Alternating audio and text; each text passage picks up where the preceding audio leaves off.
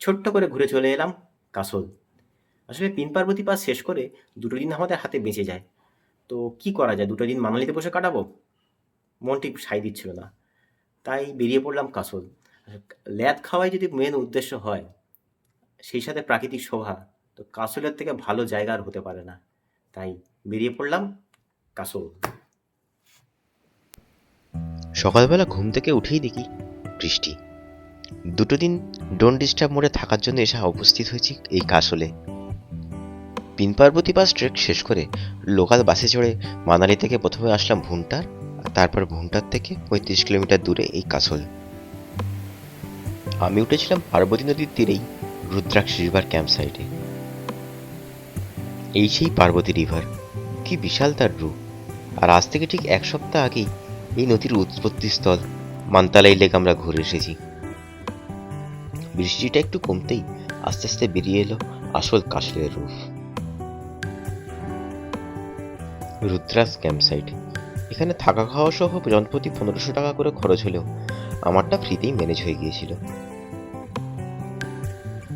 আকাশ থেকে ঝরে পড়া বৃষ্টিটা একটু কমতেই ফুল থেকে ঝরে পড়া বৃষ্টির ছবি তুলতে বেরিয়ে পড়লাম।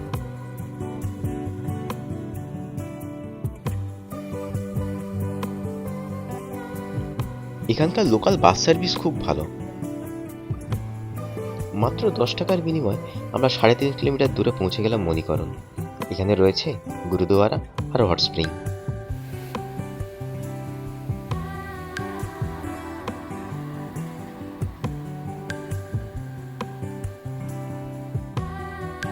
ওরে বাবা, এখানেও রিলস আর টিকটকওয়ালাদের কোনো কাজের ছুটি নেই। সে যাই হোক, যে যার কাজ করছে। তবে আমি যেটা এনজয় করছিলাম সেটা হলো এখানকার ঠান্ডা ওয়েদার, বৃষ্টি আর নদীর ধারের এই হট স্প্রিং এর গরম জলীয় বাষ্প। একটু পরেই কোথা থেকে ভেসে আসতে লাগলো গরম খিচুড়ি আর ঘিয়ের গন্ধ। লোভ সামলাতে না পেরে আমিও বসে পড়লাম একটু টেস্ট করে দেখতে। গুরুদুয়ারার ভেতরেই রয়েছে হট কেভ, ওই যে একটু প্রাকৃতিক উপায়ে স্টিম নেবার ব্যবস্থাই আর কি। আর ছিল হট স্প্রিং এ স্নান করার ব্যবস্থা। দীর্ঘ 8 দিন ধরে পিন পার্বতী পাশে হাঁটার পর এই হট স্প্রিং এ গলা ডুবিয়ে বসে থাকতে কি আরামই যে লাগছিল, কি বলবো।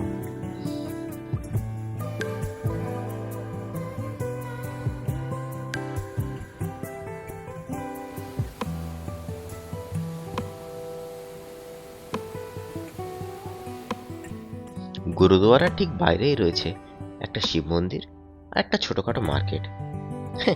কত রকমের বেলুন ফাটানোর বন্দুক যে বিক্রি হচ্ছে এখানে। কি, ক্রিশ্চিয়ানো রোনাল্ডো আরো ভালো খেলে তো? জিজ্ঞেস করাতে উত্তর এলো। ভারী অদ্ভুত জায়গায় মণিকরণ, যেখান সেখান থেকে গরম জল বের হচ্ছে। শীতকালে যখন চারিদিক বরফ পড়তে শুরু করবে, তখন এই যে গরম জলটা যে মণিকরণের লোকেদের কি আরাম দেবে, ভেবেই কেমন আনন্দ লাগছে।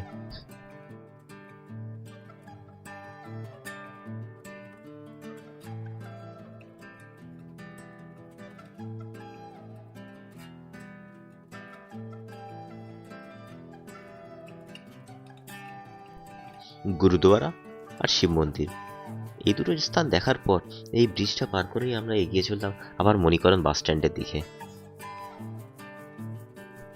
বাস ধরে আবার ফিরে চললাম কাসল। কাসলে পার্বতী নদীর ধারে অসংখ্য সুন্দর সুন্দর ক্যাফে, তারই মধ্যে একটা হলো এভারগ্রিন। গুগল স্টারে 5 স্টার দেখে ঢুকে পড়লাম, কিন্তু সত্যিই এটা 5 স্টার রেটেড। অসাধারণ তার খাবার আর অসাধারণ তার অ্যাম্বিয়েন্স।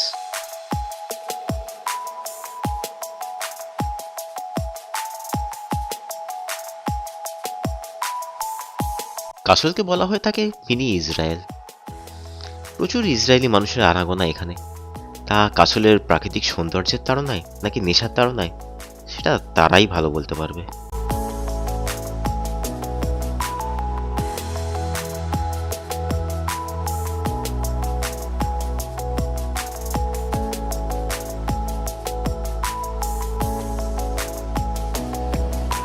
কাসলের রেস্টুরেন্ট আর ক্যাফেগুলোতে তাই ইসরায়েল খাবারের আধিক্য বেশি।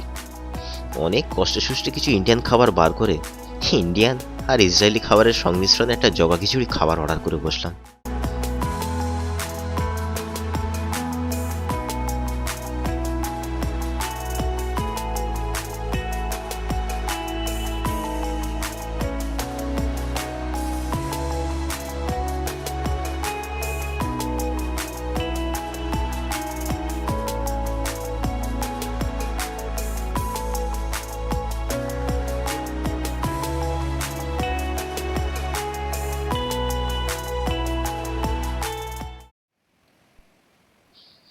খাওয়া দাওয়া পর্ব শেষ করে আবার বেরিয়ে পড়লাম কাসল ঘুরতে।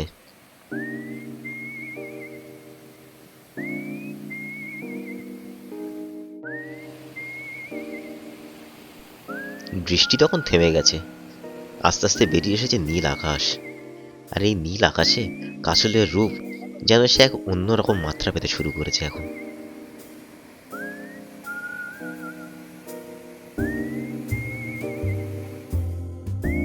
ছোট্ট কাসল শহরের মধ্যে রয়েছে নেচার পার্ক।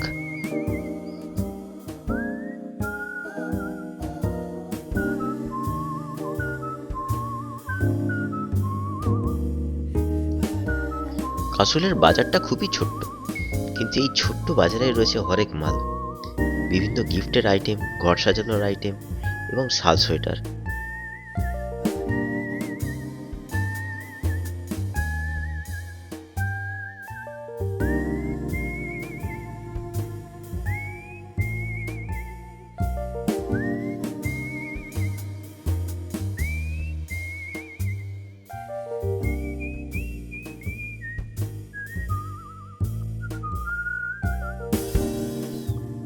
তবে হরেক মালের মধ্যে সব থেকে ইন্টারেস্টিং ছিল এই আর্ট শপটা।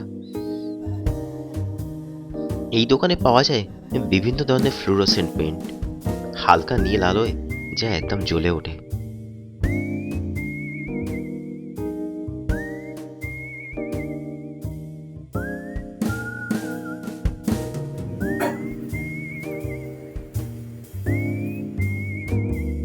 সত্যি কাসল এক অদ্ভুত সুন্দর জায়গা, যেখানে শান্ত নির্মল পরিবেশে প্রিয়জনের সঙ্গে নদীতে পা ডুবিয়ে বসে থাকার মজাই আলাদা।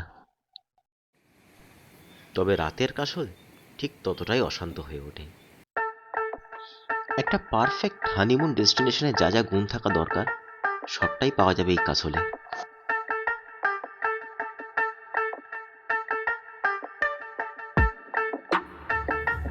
খাওয়া দাওয়ার সাথে খেলাধুলা ফ্রি, এই সুযোগ কি আর হাতছাড়া করা যায়?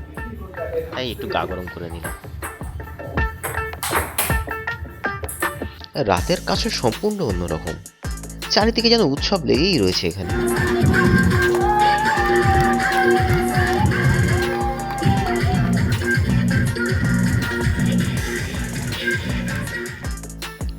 কাসলের অসংখ্য প্রাকৃতিক সৌন্দর্যের মাঝে আর এক সুন্দর হলো এই পাঁচতারা রেস্টুরেন্ট অ্যান্ড বার। অদ্ভুত তার অ্যাম্বিয়েন্স। দিনের বেলা এসে একবার ঘুরে গিয়েছিলাম আর মনস্থির করেছিলাম রাতের বেলা আমাকে এখানে আসতেই হবে। এখানকার প্রতিটি খাবারের স্বাদ বহুদিন পর্যন্ত মুখে লেগে থাকবে।